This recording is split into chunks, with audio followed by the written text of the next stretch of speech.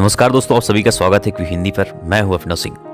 देश की आज़ादी के करीब 2.5 साल बाद 1950 में 26 जनवरी को ही संविधान भारत को मिल चुका था। लेकिन उससे 2 साल पहले 1948 में उसे स्टार्टिंग में ही डॉक्टर बाबा साहब अम्बेडकर ने संविधान सभा में पहली बार संविधान की रूपरेखा प्रस्तुत की थी। लेकिन उस समय उसको स्वीकार नहीं किया गया था, उसमें कुछ संशोधन किए गए उसके बाद, और फाइनली 26 नवंबर 1949 को इसको स्वीकार कर लिया गया।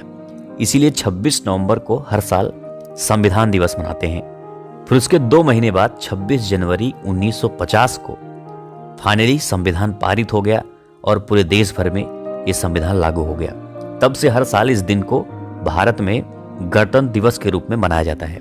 और दोस्तों, आपको मालूम होना चाहिए कि भारत का जो संविधान है दुनिया का सबसे बड़ा लिखित संविधान है।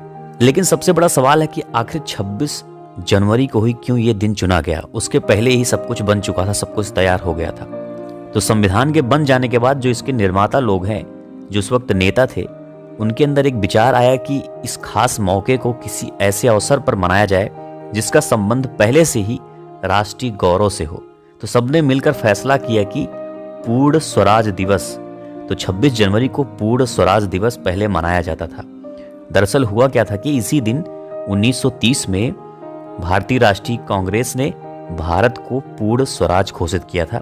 इसीलिए उस दिन को पूर्ण स्वराज दिवस 26 जनवरी को मनाया जाता था। तो फिर उसी दिन संविधान को लागू करके देश भर में, और फिर उसे गणतंत्र दिवस के रूप में तब से मनाया जाने लगा।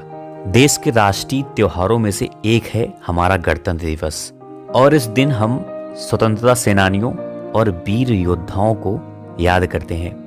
हर वर्ष इस दिन राष्ट्रपति तिरंगा झंडा फहराते हैं और 21 तोपों की सलामी दी जाती है।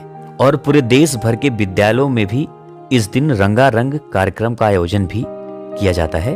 इस खास मौके पर दिल्ली के राजपथ पर भव्य परेड और झांकियों का भी आयोजन किया जाता है। और इस परेड में हमारे देश की थल, जल और वायु सेना भी शामिल होती है। तो ये जानकारी थी गणतंत्र दिवस के बारे में। वीडियो अच्छी लगी तो लाइक करना, और जो लोग नए हो चैनल पर, चैनल को सब्सक्राइब करके बेल आइकॉन जरूर प्रेस करना। मिलते हैं फिर ऐसे किसी वीडियो के साथ। तब तक के लिए जय हिंद, जय भारत।